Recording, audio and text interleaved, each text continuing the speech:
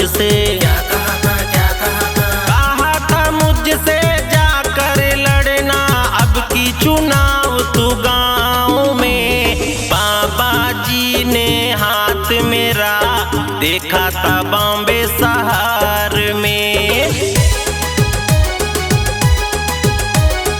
बाबा जी ने हाथ मेरा देखा था बॉम्बे शहर में।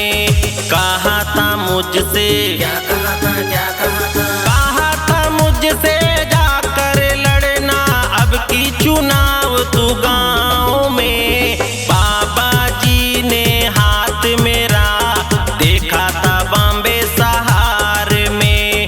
बाबा जी ने हाथ मेरा देखा था बॉम्बे शहर में।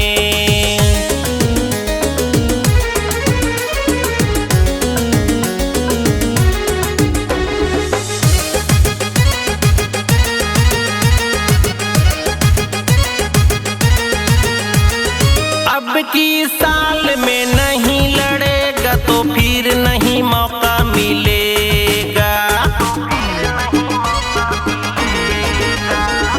अब की साल में नहीं लड़ेगा तो फिर नहीं मौका मिलेगा।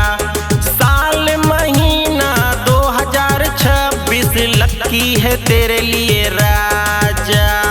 नहीं लड़ा तो सोच ले, सोच ले, नहीं लड़ा तो सोच ले, सोच ले। नहीं लड़ा तो डर गया बाबू गया तू अब की काम से। बाबा जी ने हाथ मेरा देखा था बॉम्बे शहर में। बाबा जी ने हाथ मेरा देखा था बॉम्बे शहर में।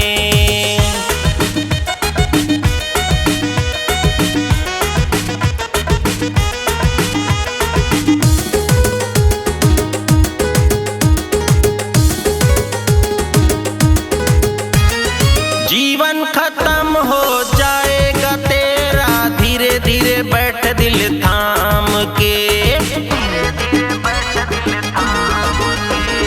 जीवन खत्म हो जाएगा तेरा धीरे धीरे बैठ दिल थाम के।